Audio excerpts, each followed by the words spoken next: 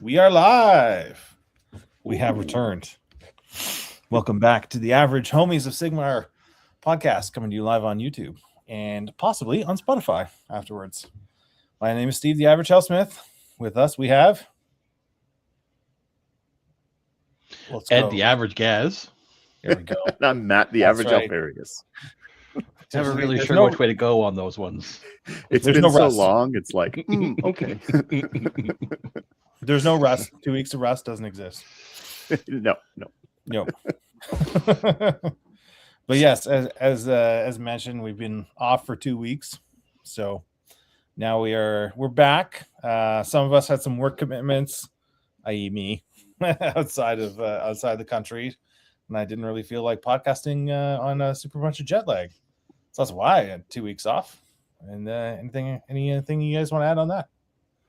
Yeah, but it's not entirely your fault. I mean, I know me personally, I am not technologically adept. So when the opportunity was given for Ed and I to continue, I was like, I don't know how to do it, and I'd probably just break stuff. So yeah. Well, yeah. I'm glad to know I have some uses. Yeah, more than one, I'm sure.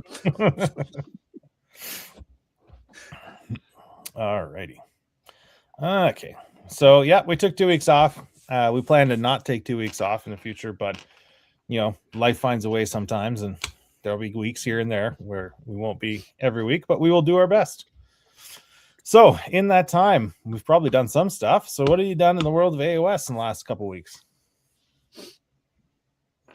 I know Matt is probably the one that is more than any of us. So Matt, what have you done in the last couple of weeks? So I played a TTS game against Jordan Brown.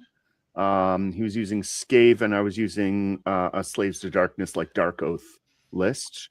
It was a super tight game, actually. And he had in the last turn, he didn't need to, but he put up a nice 20-point turn, which sort of put the game out of reach for me. But I was able to get it close. I think he won by, I think it was 3 to 7 points, somewhere in that neighborhood. Pardon me. So it was a really good game. Really good dude. Like, I've never played against him. I had a really, really good game. And then I played a game in person against the G, and we were doing some practicing for Torchlight. And then on the Saturday that just passed, played in a 36-person 3-round RTT. It was enormous. And Torchlight is a gorgeous store. They have 100 tables, not over-exaggerating. It's literally 100 tables. And they had 3 tournaments going at the same time. I got to play against the new LRL twice, actually, and I have thoughts on that. All positive, I'm sure.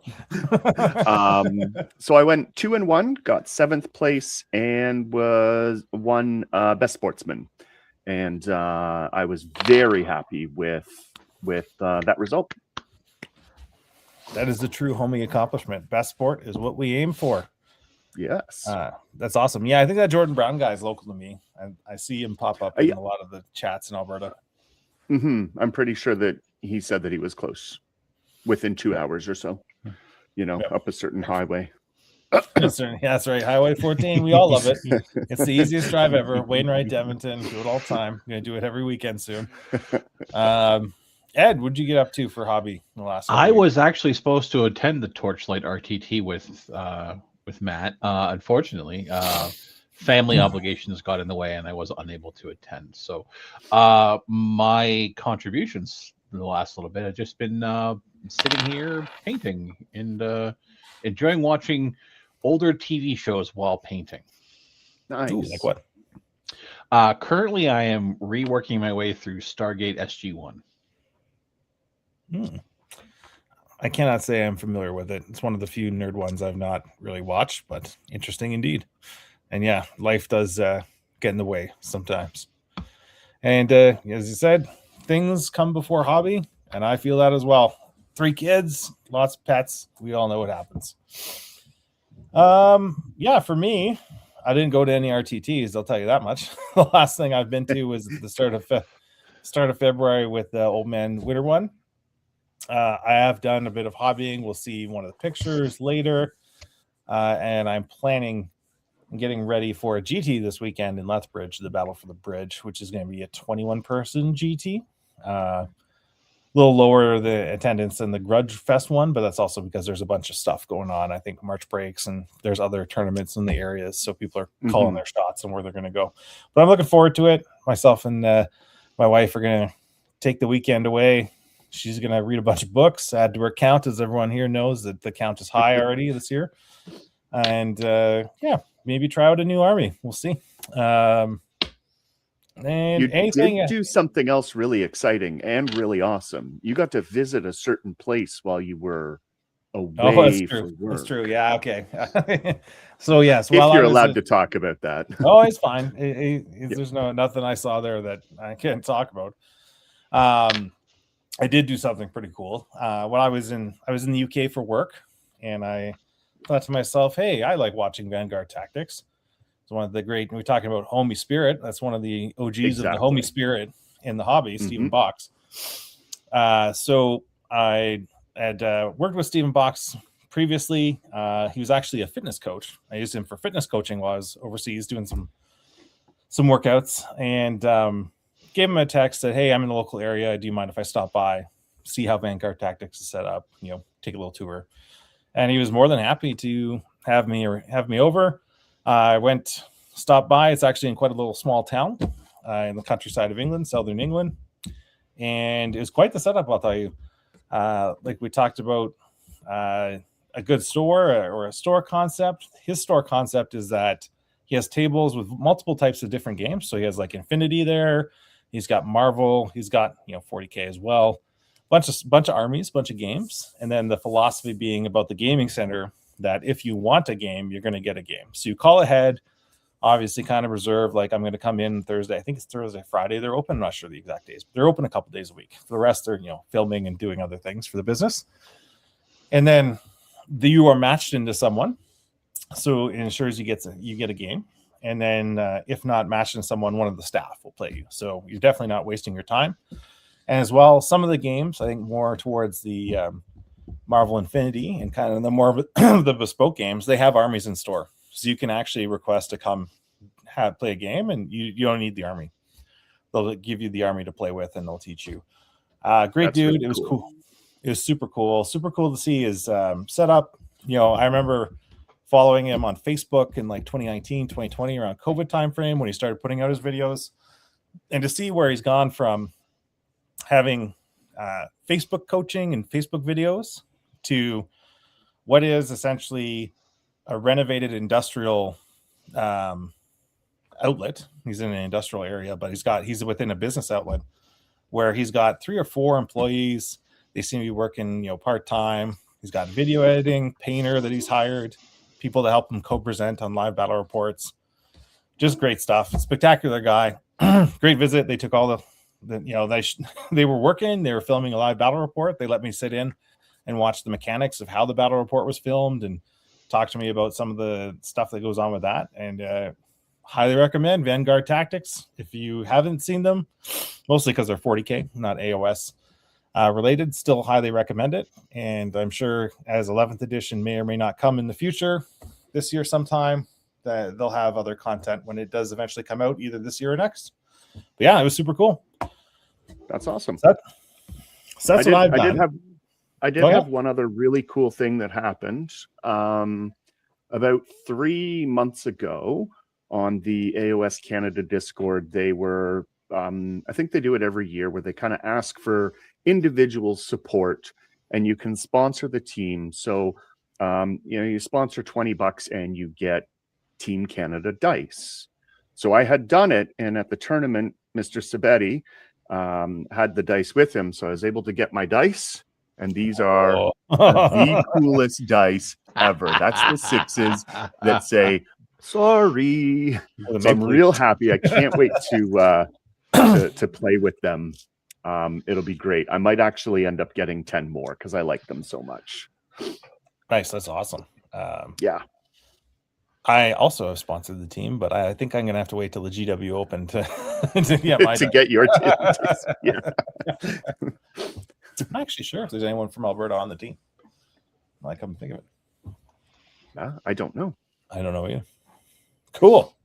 Well, we've had an eventful couple of weeks. Some of it not AOS related, some of it AOS related. But I think we can transition to our discussion topic for today. And today we're going to talk about the unwinnable game and things you do to prepare yourself for that. So as a bit of an intro to this topic, I'll just kind of throw out there that I recently went on the Moss Dog podcast, essentially YouTube channel, talks about destruction. He asked me about Hellsmiths and what are the good matchups and bad, and how does the army play, and he's trying to figure out how he could tell his viewers who are destruction players play against Hellsmiths. And one of the interactions I had on that podcast was interesting was he would say he would often default to this matchup is an auto lose and this matchup is an auto win. And I would say, yeah, but however, asterisks to me, I'm kind of like Goonies never say die kind of guy. Like, yes, I understand that like it's going to be an uphill crawl against some matchups and the odds are not in your favor, but I don't view anything as unwinnable, but more difficult on that. So it was an interesting conversation, and it kind of drives into the topic we're going to discuss today, is that there is some opinions or views in the hobby where people rock up to a table and they might get in their own headspace and say, oh, this is unwinnable. What do I do? So what are our thoughts on this topic? So I have seen it at a big tournament where an individual brought an army specifically skewed to kill Gargants because Michael Sabetti at that time was on Sons of Behemoth, and he's winning every single tournament in like 25-minute games type thing. Like he's trouncing. So he was another Team Canada player, Devin Cortman, brought this just an obscene number of the True Blades, the Soul Blight Gravelord True Blades that are basically just like anti-monster and 4-dry, and they get paired up in the final round. And Sabetti looked at him and says, I can't win this game, but we're going to play the first turn just to see how many points I might be able to get. And up until that point, I would look at certain matchups. There's a certain army that I have PTSD towards playing. And anytime I get paired into playing against that particular army, in my brain, I'm already saying, I've lost this game. So let's just have some fun. And then I changed my perspective recently. This isn't like, I've always done this. This is a very recent thing where it's, when I go up, I mentally prepare myself. What is the saying? Expecting the worst, but hoping for the best. So I'm prepared to lose the game, but I want to maybe try something different that I didn't try last time, or maybe, set up a little bit differently, etc. But I'm going to play the game out. And something that I've been trying to instill in certain members of our team, because there's another member of the team plus myself, we have a tendency to concede very quickly. And it's like, because we realize, okay, I'm behind by 30 points and there's just no realm of possibility that I can get those 30 points and stop you from getting points. So it's like, well, let's just talk out the rest of the turns. And lately it's just been, I don't want to do that anymore, because there are going to be plays that we can find in that turn 4, turn 5 that we could have done in turn 1 and 2 and go, oh, wow. Okay. So I'm very much in the, I want to keep playing out games. I no longer want to talk out a game. And we've been starting to use clocks all the time now too, so that we have ample amount of time, and etc. So I prepare myself going into a game with the mentality of, I'm not going to give up. I'm not going to concede. I understand this is a bad matchup, but dice happen. And sometimes your opponent might not know the army as well.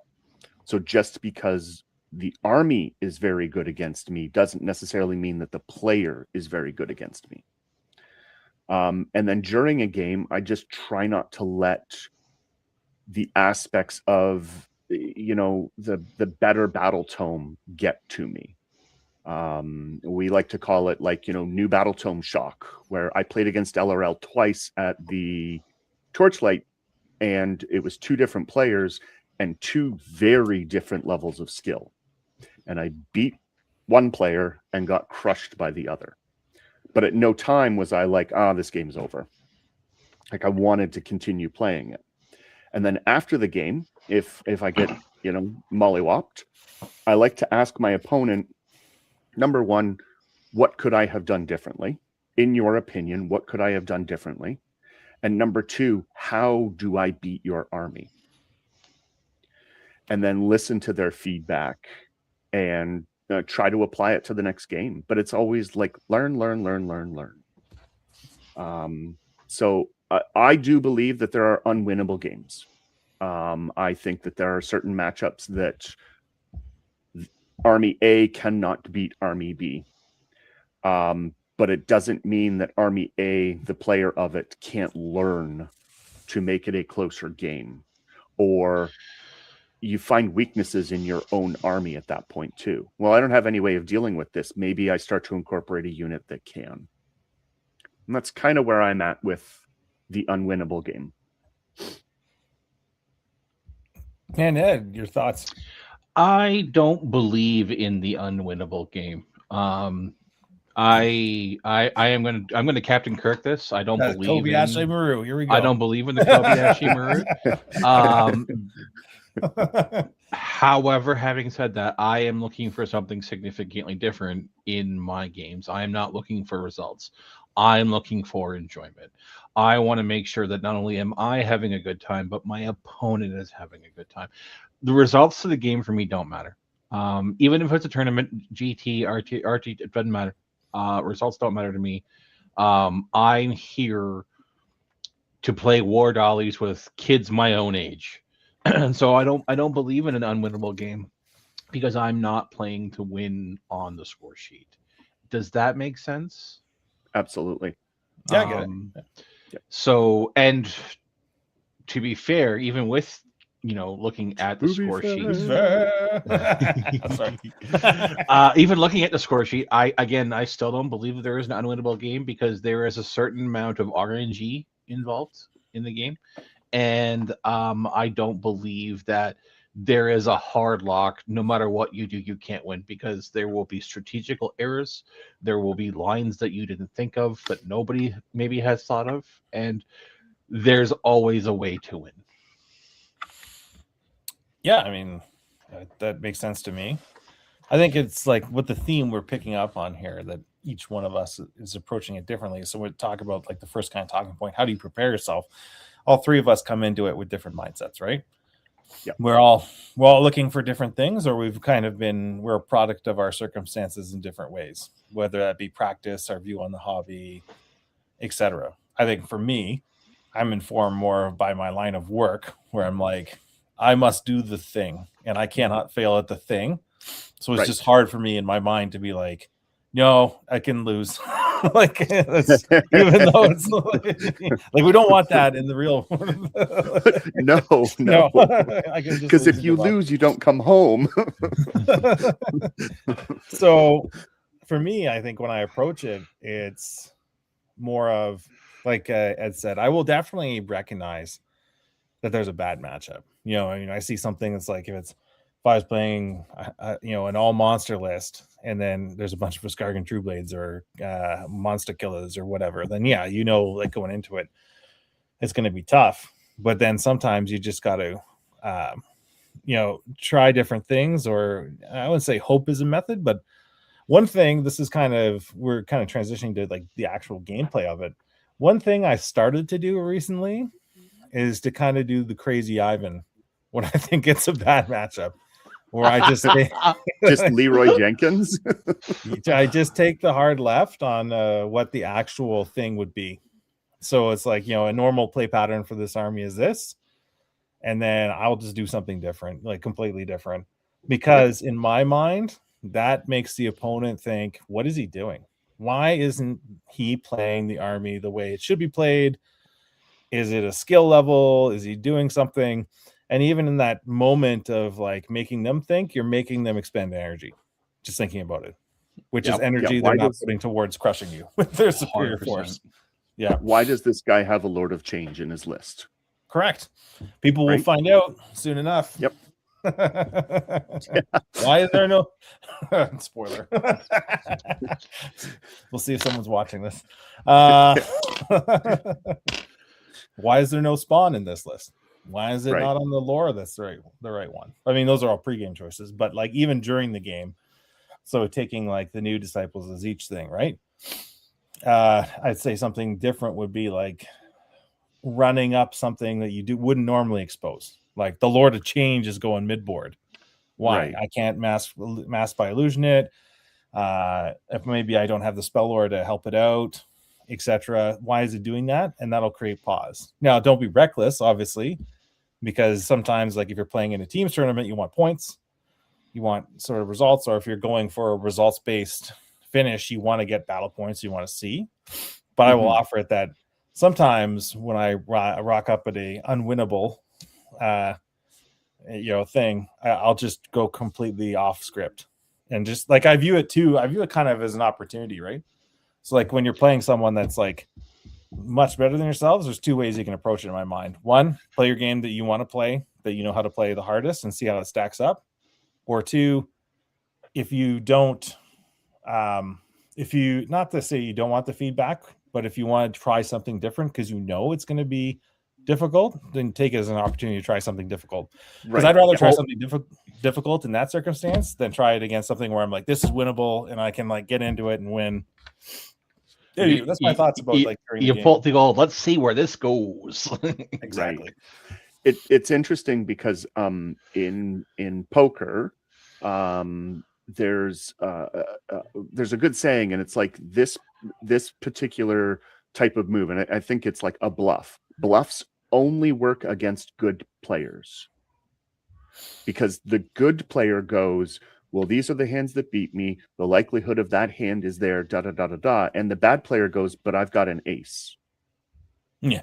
and so like, and I could definitely see that in the same area where it's I'm going to play my shooty army close combat to throw my opponent off. But if the opponent doesn't know that that's the way the army typically plays, they might just look at it and go, hey, this guy doesn't know what he's doing. Like, I'm just cool. I'll attack. Perfect. Yeah. Yeah. So what do you guys do in game when it comes to that? Me personally, I fight at that point. I fight to keep the game close.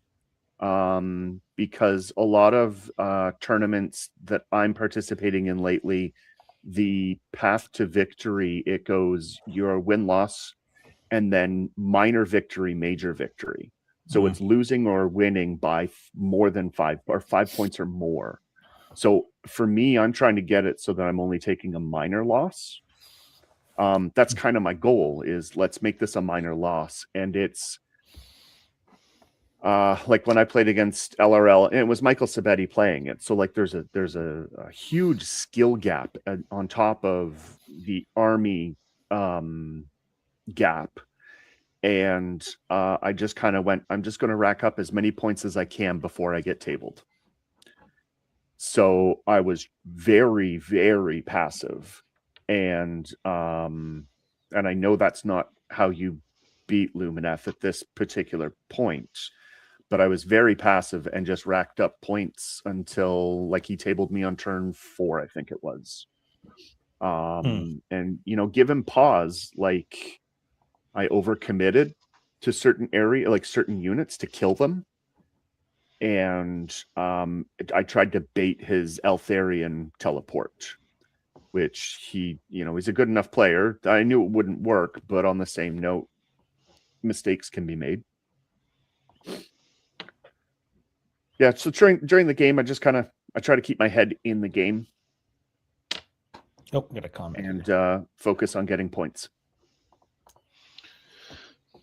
Looks like Age of Canuck showed up a little late. Damn it, I'm late. Evening all. Damn, still shoveling. I've heard. I heard Age of Canuck that it's snowing in Edmonton. It's clear. There's like clear skies. Nothing happening where I'm at, but people were complaining to me today online that Edmonton is like no visibility right now for snow. Wow. But yeah, if you 3 here, we're -10, -13. Okay, but we were plus like previously. We got dumped on all morning. Yeah, so Age of Canuck just joined us. We're talking the unwinnable game and the mindset going into a tough matchup and how we deal with it. We already talked about kind of the mindset rocking up to the table, and now we're talking about how we approach the game at the table.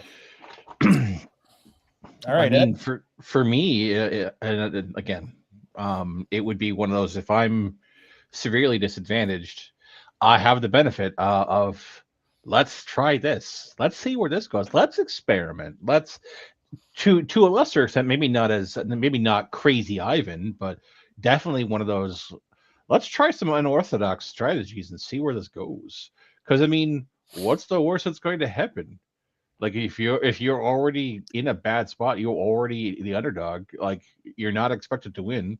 Why not swing for the fences and try something that maybe you wouldn't have had the opportunity to try before?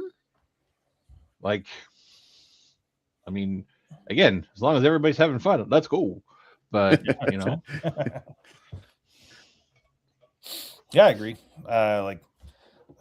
And by the way, for those who are listening, if you don't understand the reference of Crazy Ivan, you need to go watch one of the greatest movies ever created, The Hunt for October. Unwinnable. I didn't know the subject was all me. I am looking for the below average team, but always have fun. Hey, you won't be unwinnable soon. He's a Daughters of Cain player. He's gonna be loving it, I'm sure. That'll be the new battle. Well, unless they get the OBR treatment. I was just gonna say, unless they got the one writer who writes OBR. OBR, what was the other one? That's kind of been recently. Nurgle-ish. Honestly, Nurgle's like Nurgle's good. been Nurgle's really good. It's good, like, but it's like it's not. If you look, I'm not talking about like the power level. I'm talking about the like power plus fluff, where it's like LRL has this weirdo fluff that's super powerful. Disciples is Zeech. I would argue they rewrote everything, but it's kind of narratively Zeech. Whereas Nurgle, they're just like, make disease better. Right. We'll take the index and just give it a little bump. Yeah. We want to put out these new models. So here you go. Yep. Well, buying the new models is the name of the game, right? Well, it is. Yeah, absolutely. I'm going to use the Sylvaneth book to gauge where Doc will be. Yeah, well, we'll see. Yeah.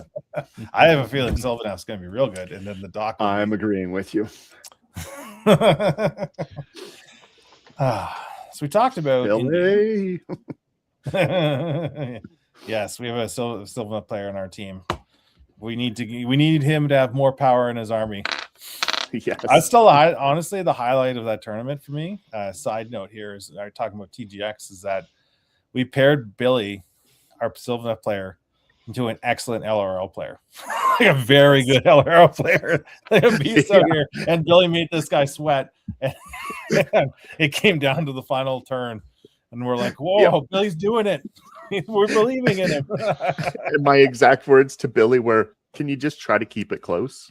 And he did. I was like, oh man. Oh man.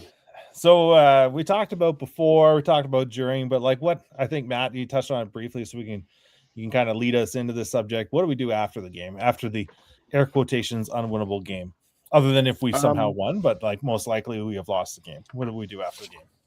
But I will usually me personally, it's like I'll take a step outside, get some fresh air, and dry my tears, find a fellow geek to console me, give me a hug. Exactly. But no, seriously, it's especially if that player, like if you had a really good game, they're usually more amiable to talk about the game and potentially discuss, like questions that I ask normally is, what could I have done differently? And a lot of the time your opponent will know, oh, I think that you made a mistake at this point doing this particular thing. Maybe you shouldn't have engaged over here. And I'll take all of that information and just kind of try to replay through the game and find what they're talking about and take that, what they had said, and try to apply it to the next game that I play against that particular army. And if they're willing to, I'll ask the question of, how do I beat your army? And a lot of the times they be like, well, I mean, you know, they probably know. They're just keeping it close to their chest. The really good players will tell you exactly how to beat the army because they want the challenge, right? And so, yeah, it's just asking questions. It's like I don't try to stew over the loss. Sometimes it hurts. It's like, oh, wow, okay, well, that could have been a 3-0 tournament for me. It's now a 2-1 tournament. I'm happy. What can I do so that next time I play, I get that 3-0? Or instead of going 1-2, I go 2-1. So it's just like, it's not focusing on the loss. It's focusing on what can I learn from the loss. Ed? I agree with Matt. I would ask my opponent, you know, what was the TSN turning point of the game? Where could I have improved? I don't know if I would necessarily ask my opponent, how do I beat your army? But, you know, I don't think I'm at that level. I think more, where did I make glaringly obvious mistakes? Because I'm still at the level where I'm going to punt the game really early based on a glaringly obvious strategical mistake. And you know, most people I play are more than happy to say, you know, you did this here, and I was expecting that. So, and I've said it before, if you're looking for the wrong way to do it, I'm your guy. So when you crazy Ivan, you come onto the correct play path. That's what you're telling me. I mean, sometimes she works, sometimes she doesn't. The dice giveth, and the dice taketh away. That's the way she goes, Ricky. The way she goes. Water under the bridge. She goes. Yeah, for me, I usually do the chat afterwards. I like to have the chat anyways. Win or loss, win or lose, I really will do the chat. You know, more often on a loss than a win, because sometimes a win, it's weird. They don't want to talk to you because they're, you know, it's, you got to thread the needle if you exactly want. Yeah, you don't want to be like too overbearing, but if you know they're into it, then yeah, you can have a nerd conversation. But after a loss, yeah, I usually do same discussion, kind of like, but I focus it more not on how to beat the army. Like, I don't come at it from that viewpoint, to be honest. I come at it from like, where did it go wrong for me, or where, like, what did I give you as an opening that you caused you to think you would get the win? Like, where in my play line, what, because then what I'm trying to solicit from them is, what are you afraid of in my army? Or right. what when you look at my army, what do you not like about it that will ruin your game plan? And if I came off that line, then how did I go back on that line? Or maybe they misjudged it and like it wasn't actually that big of a deal. But getting a sense of how they view my army, honestly, I think it would be good for newer players too, because you learn your army first and then you go, you know, learn their army next. And yeah, GPs or Age of Canucks, like, I asked what my mistake straight up. Yeah, I asked, like, where did it go wrong, or what do you think? As Ed said, the TSN turning point.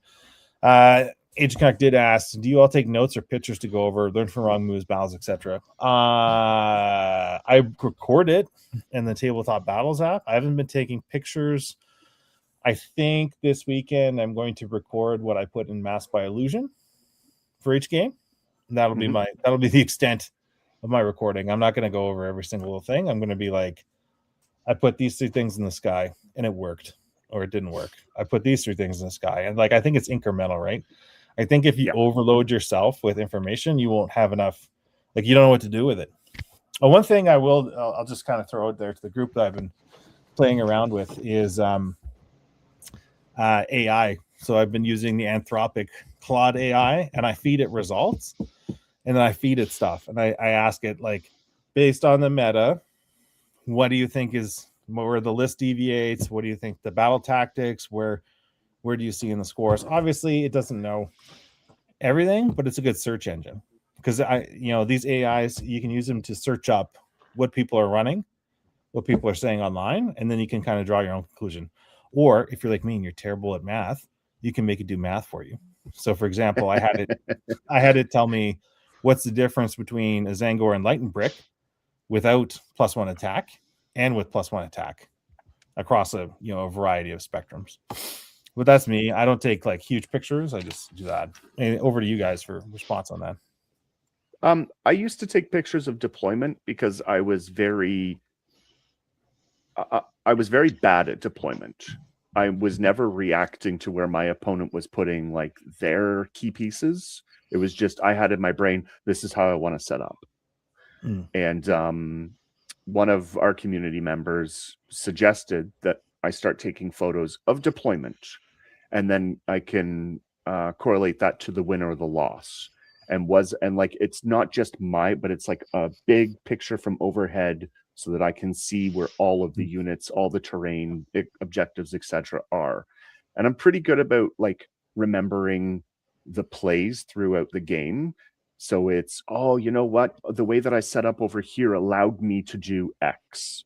Or the way I set up over here didn't allow me to do X. I need to make sure to, like when Steven and I play TTS, we often will go back to deployment after the game is over. And it's, if I had have deployed here, would this game look differently? And I think deployment is a really important thing. And I do recommend for new players to just take 30 seconds and snap a photo. The problem in a tournament is that I always feel kind of under the pressure of the time. So I don't take time to take a photo after every round. Yeah. But it is like for the higher end players, I know that they do take notes, and it's a very good way of getting better. I actually think I might start taking more notes, writing actual stuff down, taking pictures of deployments. I think that might be a good idea. A really good thing too. I was doing this for when I eventually bring out my FAQ, is I get little index cards. And I mean, you're not going to read that. It's blurry as all hell. But like this is what I can do in my hero phase. And I'll just have it right there until it becomes ingrained in my head. And then I've got another one for like, these are the spells that I can cast. These are the prayers that I've got. And they're the general ones. And I've got one for delusions as well. And then it's just sorry? Yeah, keep going. And then it's just a matter of like trying to memorize all of the war scrolls as well. That's always the tough part. I will jump in on that topic with the useful tool. I know you've recently discovered it because you saw it at the end of my list. The Sigdex application that you can get online. So you put a list into it. I don't know if have you used the play feature yet? I have not. Okay. So the cards, it makes it for you. So you go hero phase, and it lists out every spell you can cast, everything you do. So I've been playing cities in an online teams tournament, and I don't know the army that well at all. I'm just kind of messing around with it, right? But cities has a lot of like, you got to do a lot of things to make it work in different phases. And so in Sigdex, you go hero phase, and then it lists like all your spells, lists like, the Alchemite Warforger on a 3-up gives a save. So you're like, Warforger, done, close. And it has an open close. So as soon as you do it, you're like, close. And you take 1 second to go through. You're like, I've done everything I can on my hero phase. And you go to movement, and it lists all your movement details in one sheet. It's like, 14, 12, 10, whatever. And then abilities, etc. So cards are one way, but this thing's free. And I've played 5 different armies in it on TTS, just going through the play style on it. And I haven't found an error yet in terms of like stats or anything of that nature. I'm very much if I write it down, I learn it. And that's why I write it down, is because then I've learned it. Like I can read something, but if I write it down verbatim, I learn it better than if I read it. Yep. Easy Connect says, I'm going to have to bring 2 battery packs to use that for the Empton Open. Yes, you will, because there's going to be 8 games of Warhammer that weekend. Oh, my God.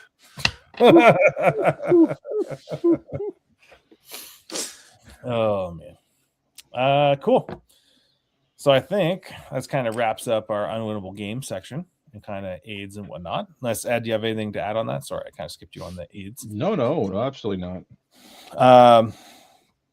All right, let's go to the average homie of the week. So as I pull this up, you can bring us into the tournament. Tell us about it. We're doing the Torchlight. Correct. Okay, so Torchlight, the event that I went to.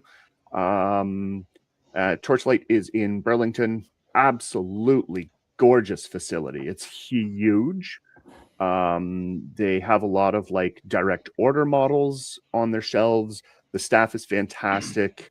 They have like a kitchen there as well. So we were all able to order lunch, and it was like $15 for, I got a veggie wrap with a bunch of like nacho chips and a drink. It was really, really, and Jesse did a fantastic job running this event. I can't say enough good things about it, that if you are in the area and ever get to participate in a Torchlight event, they did because the numbers were so high, every person that went undefeated got like a prize.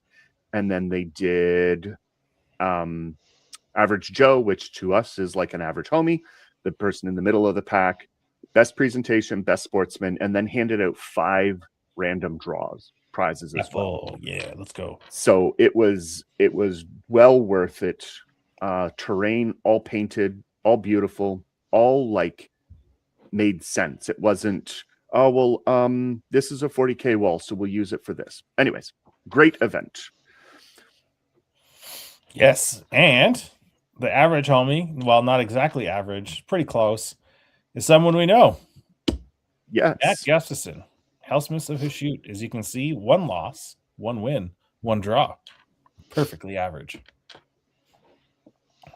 So Matt Gustafson is also known as the G. So if you ever hear the reference of the G, this is the man we're talking about. Yep. Oh no. I'm just gonna pull his list up here. Oh, okay. Yep. It's on a different screen. All right. Yeah, so he's playing Hellsmith. We're gonna go over the Hellsmith list here. List. Let's share it. And up we go. Okay. So I'll go through the list. I'll give you my first thoughts, and then you probably played against it, so you can give me a better idea of it. So he calls it Bulls in a Hobby Shop, 1990, respectable out of 2,000 points. Housemith of a shoot. Industrial Polluters is kind of the mainline competitive pick now. That means that everything that's within 9 of a war machine that is infantry or cavalry is -1 to be hit and shooting. So you can use your Bulldums or your Deathstreakers or your Tormentors or even Uruk Tar or the Demon Smith, because they're also keyworded war machine, to give out a 9-inch aura of don't shoot my dudes that I really care about, aka the blunderbusses, and march them up the board if they're not going to be obscured. 3 drops, which is pretty typical for Hellsmiths, because you need 3 heroes most likely, unless you're running like a full-on bull send. There are 2 lores and their prayers, which are normal. Forbidden, this is kind of the go-to for Hellsmiths because of the bridge. The bridge is the secret sauce. The bridge gives you the ability to pull either a Deathstreaker out, to pull... Actually, it works. The really secret sauce of this is the bulls, because you can teleport the bulls 9 inches away, and you give them 3 demonic power points, and then suddenly it's a 6-inch charge, which is very doable with a reroll. Wrathful Cycles and Intercept and Recover. Interesting choice on Wrathful. Intercept as usual. Master the Pass is usually the other one you see a lot with Hellsmiths, but Wrathful could be interesting in terms of you're taking more, and then you're going down on points, and you're having to fight. I don't know how he's gonna. I'd be interested to hear how many times he got the second one on the underdog fighting. It was my understanding that Wrathful was more of a double turn Protection. Protection. Yeah. Yeah. Okay. Yeah. It's because it's tough when you have shooting things. When you're like, exactly. Yeah. Don't get me wrong. I got Wrathful with cities the other day because I charged a cannon into something to fight it. Jeez, nice. It's doable. I get the double turn protection. I do know as well that in his mind, a lot of people like to engage the army, and he says, if I'm behind on points, come turn 4, most of my stuff is already engaged. Surprise. So exactly, it's very easy to get Wrathful 2 when your entire army is in close combat. Yeah, I buy that for $1. Bull Centaurs reinforced. Yes. Bull Centaurs by themselves. I'm beginning to see this more often in lists. Having an independent operator of 3 just to kind of go be obscured and then be a real problem when they punch out of trees and touch something they shouldn't be touching. Razors with blunderbusses. I live and die by this unit in most of my games. The covering fire potential of this thing is insane. Yes. Yeah. Because I think it took down a Terrorgeist, you said, in this tournament? It took down a Terrorgeist and Usheron in covering fire. Yep. The way I've seen it played, the way I play it is essentially the blunderbusses are like 4 inches behind something big, either a cohort screen, an Uruk Tar, or whatever. And then they're just covering fire, whatever is on the way in. And if they have 3 demonic power points, it's 4s and 2s with Ren 3, damage 2, which you're going to look at maybe half of your shots going through if you're rolling pretty hot. And that is with a full unit, 11, 22, you're 11 damage. And if you spike, you can get into 16 damage on covering fire, which is insane. So if something has a couple of wounds on it already, like it's going to be problematic. I did just check, and he scored Wrathful 1 all 3 games, and that was it. And then intercept and recover, there was only 1 game that he didn't get all 3 of his intercepts. Yeah, it's fairly normal for them to take intercept because, like you say, people want to engage, and if you come and engage the army, you will get shot. Yes. Or you will get charged. That's very good to know, though. I'd be interested to see if he runs Master of the Pass next, because Master is I found it to be more reliable to get number 2 because you want to be in the midboard anyways. Right. Second Regiment, Ashen Elder. This is the priest. He has an eye for weakness, 18-inch aura, hero phase, pointed something, give +1 to wound in combat. That's for bulls. You give that to the bulls when they go in charge, so they're 3s and 2s. Infernal Cohort with Hashtite Spears reinforced, and Infernal Cohort with Hashtite Spears. These are the ones that are on objectives. You roll a dice on the 3 up, they give an extra power point out, so they're power point generating. These are, I assume, what he plays primary with. He puts 1 brick of Infernal Cohort on an objective early, so to get that early Wrathful, and he gives them a 5-up ward and says go. Yep. Regiment 2, Demon Smith with the Scroll of Petrification, which I'm very interested. He must be giving it to the rocket battery or the bombard if they get engaged. It's for he keeps one of the cohort units to babysit the weapon batteries. And then if somebody charges in, he gives them the petrification to buy a round and then hits that unit with all the shooting that's in the area. Yep. Okay, so that's interesting. Deathshrieker rocket battery and Tormentor bombard. So this is to me, this is the minimum package you want as a Hellspit player. It can go up or down on the rocket batteries. You probably only want 1 bombard. The bombard turns off commands on 3-up. Deathshrieker rocket battery is anti-war machine, anti-monster. Can go 5 flat damage. Breath of Contempt gives it a +1 to hit. But if it rolls 1s, then it takes damage. But because it's only rolling 3 dice, it's it takes a mortal wound. Maybe. Right. Yeah. And if the Ashen Elder is within its aura, it won't take the mortal wound because it'll ignore the first point of damage. So fairly good list. I'm not going to say it's pretty standard because there are some random things like babysitting the spears with the battery, which is novel. But overall, it's a pretty good list. And let's take a look at what he played against. right, let's see here. I can tell you if you want. I'm gonna pull it up while we share it here, and you can talk. Oh my goodness, yeah, talk to me, Goose, while we look at this. Okay.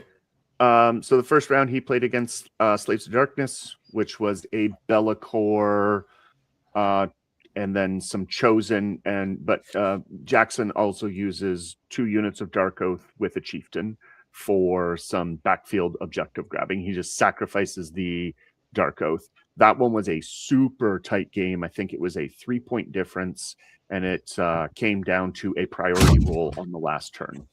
So it was really, really close.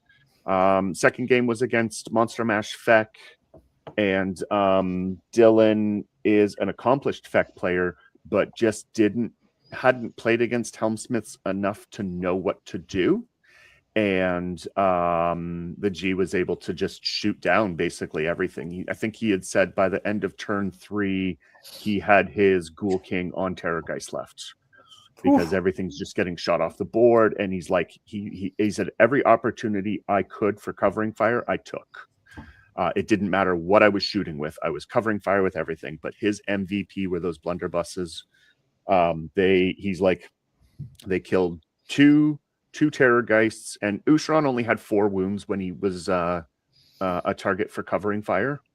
But it was just the fact that it was like he 100 to 0'd a Terrorgeist on turn 1, and Dylan, the G said that Dylan just got scared and didn't know what to do, and was able to capitalize on it. And then in his last round, he played against KO.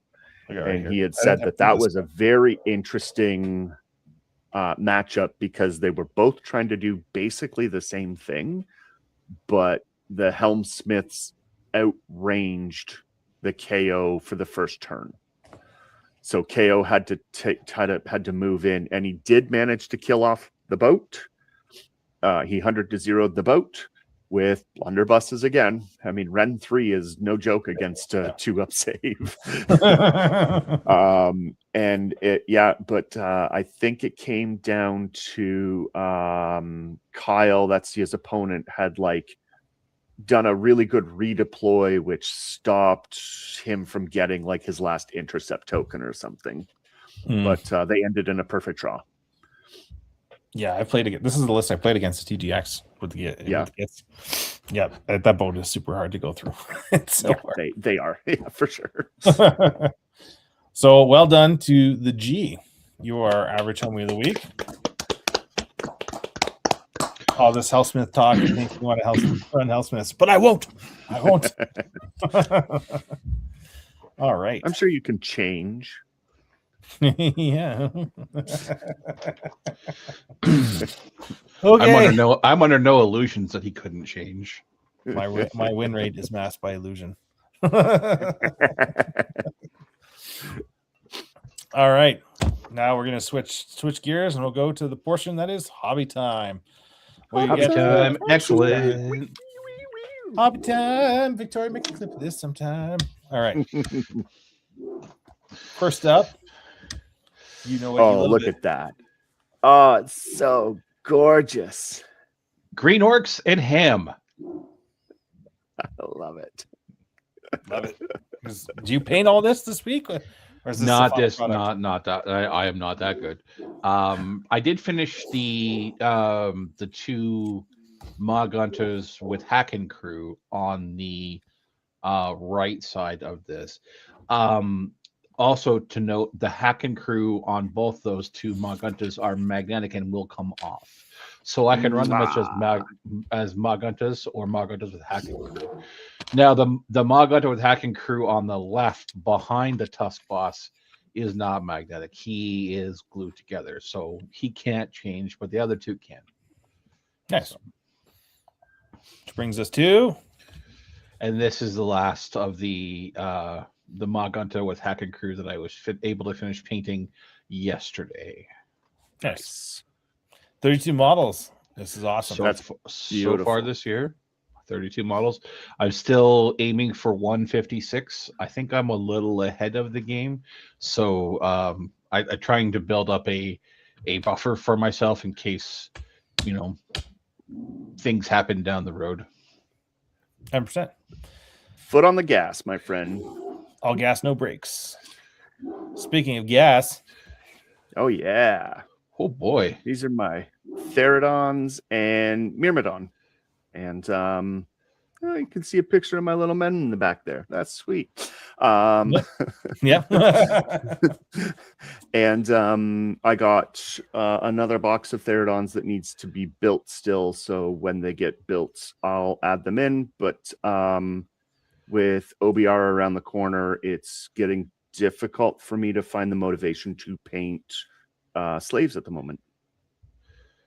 They are. Yeah, but also the motivation to run OBR is difficult too because he's got to wait for that book. It is, yes. Yep.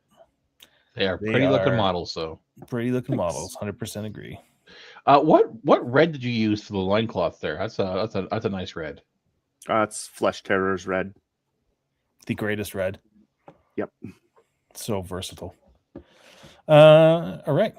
And then last but not least, I did not paint the model this week, but I sure did its base. So this is something I've had painted for a while. I painted actually for an event at Alpha Strike Gaming. Long may you reign. Rip. Rip. So this was originally painted a long time ago. But I started doing the bases for this army for no particular reason whatsoever. Because you wanted to try out the UV resin. That's right. And so yeah, that's what that actually is. The base there is Astro Granite, and then I let it dry for about 10-15 minutes, and I picked at it with a sculpting tool to drag the channels into it.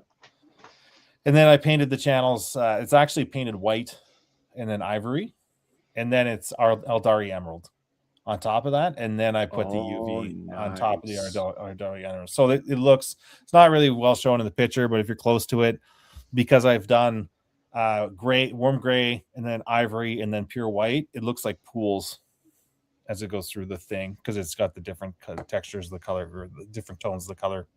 But yeah, so I'm working on basing an army. You can see some other parts of that army behind it, and we may or may not be seeing that on the table very soon. That is my hobby for the week. All right, that is it for hobby time. We're nearing the end of the show here, so any last things before we wrap this up? I'm excited for OBR, so I've been trying to just get some bits and bobs painted so that I get back into the mindset of painting like bone and armor. I'm excited to try out the Army of Renown, the Lance of Os. I don't know. It's the Cavalry Army of Renown. And that will sort of, after 3 or 4 games of playing it, will determine whether I play OBR, because I don't think they're really top tier. I think that they took a big hit from the index.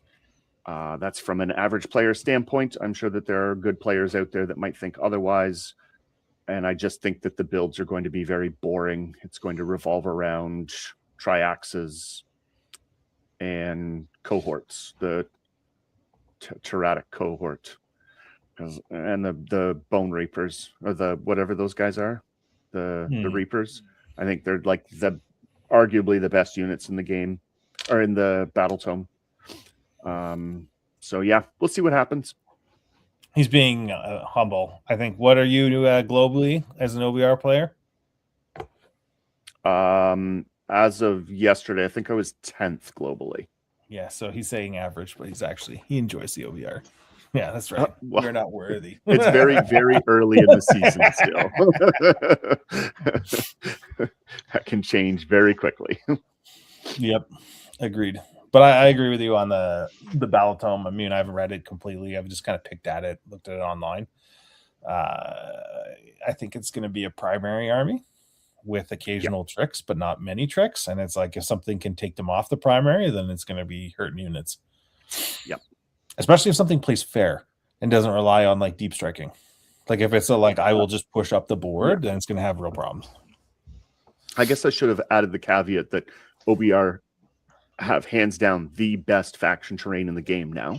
Oh my god. It will make for certain armies to play completely differently into them. It's the reason why I'm putting my Slaves to Darkness Dark Oath on hold for a little while, because the entire benefit of playing that army is to bring models into your backfield, and the Bone Tithe, just the Nexus, just doesn't allow you to do that anymore. And they're not going to be able to run up the board and do what they do. They just get slaughtered. I mean, a stiff breeze kills them. So that's why they're going to be put on hold until I can sort of see how the meta responds to, you go to a tournament and see 18 Bone Reaper players there. A full disclosure, though, at Torchlight, I was the only Bone Reaper player. So, yeah. Yep. Ninja Canuck says, I want to like the army, love the lore, love the models, hate the playstyle. I agree with you. Yeah. I do as well. Roman Legion-esque Bone Tithe people, awesome. Playstyle, yeah. It's boring. It's really it gets boring. The job done. It's honest work. Farming primary is honest work. For my kind of closing thing, I would say I will plug something for our most commenter here. That Asia Canuck has a podcast as well. So if you can't get enough of Nerd Talk, go check out the Prairie Warhost podcast. It's available basically on everything because he's better at technology than I am. So it's on Spotify, Podbean, whatever. It's everywhere. You search up Prairie Warhost podcast, and I think, don't quote me on this, but I've seen the chats. I think they're going to put out an OBR episode. Nice. We have an OBR player here who plays it like full time. He's played it for years. He's gone through the book and he's going to kind of lead the discussion on it. And we're going to have a lore section. The guy's going to talk lore out of the new book as well. And then they're going to wrap it up on that. But that will be coming out in the next couple weeks sometime from Prairie Warhost podcast. So definitely go check them a listen. And Ed, over to you. I don't really have much for closing remarks. I believe there's a tournament this weekend on Sunday in Orangeville that Matt is attending. And I'm going to try and swing by and just snap some pictures of the tournament. So that way we have those for the next podcast. Nice. And I'll try and take some pictures of my GT as well. All right. With that being said, we'll definitely call it a day here. And for those who are listening on Spotify or other means, thank you for listening. Thank you for following along. Feel free to share the channel. Hit all the buttons on the YouTube. Buttons are fun. Like, subscribe, all the normal stuff. That's what the cool kids say. But if you don't press the like button, it'll run away. It's true. Yeah. We won't come back for 4 weeks. I can't do that. But again, thanks for joining us, and we'll see you next time.